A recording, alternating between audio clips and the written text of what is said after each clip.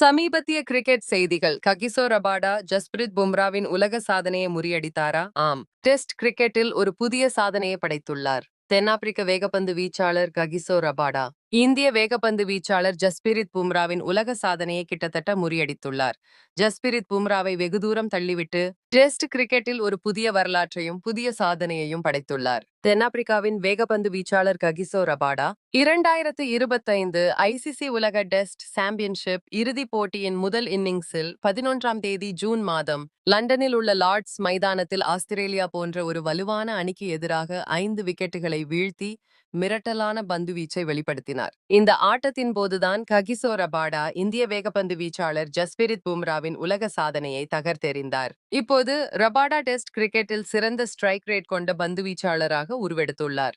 சிவப்பு பந்து கிரிக்கெட்டில் 200 அல்லது அதற்கும் மேற்பட்ட விக்கெட்டுகளை வீழ்த்திய பந்துவீச்சாளர்களில் இது ஒரு புதிய மைல்கல்.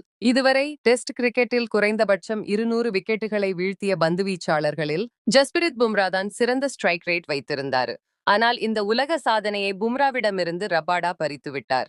இருப்பினும் பும்ராவுக்கு டெஸ்ட் கிரிக்கெட்டில் மீண்டும் பந்து வீச வாய்ப்பு கிடைக்கும் போது அவர் மீண்டும் இந்த சாதனையை தன்வசப்படுத்திக் கொள்ள முடியும். ஆனால் இந்த நேரத்துல டெஸ்ட் கிரிக்கெட்ல சிறந்த ஸ்ட்ரைக் ரேட் கொண்ட பந்துவீச்சாளர்னா அது ககிசோ ரபாடா மட்டுமே. அவரது ஸ்ட்ரைக் ரேட் 39.1. அதே சமயம் ஜஸ்பிரித் பும்ராவின் ஸ்ட்ரைக் ரேட் 42. டெல் ஸ்டெயின் 42.3உடன் 3வது இடத்துல இருக்கிறாரு.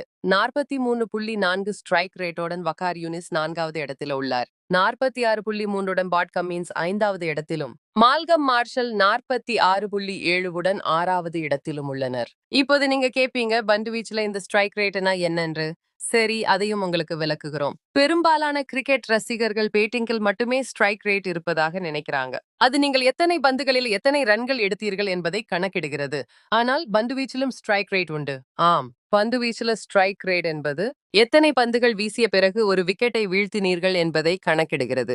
இந்த நிலையில் ககிசோ ரபாடா பும்ராவை விட குறைந்த பந்துகளில் விக்கெட்டுகளை வீழ்த்தியுள்ளார்.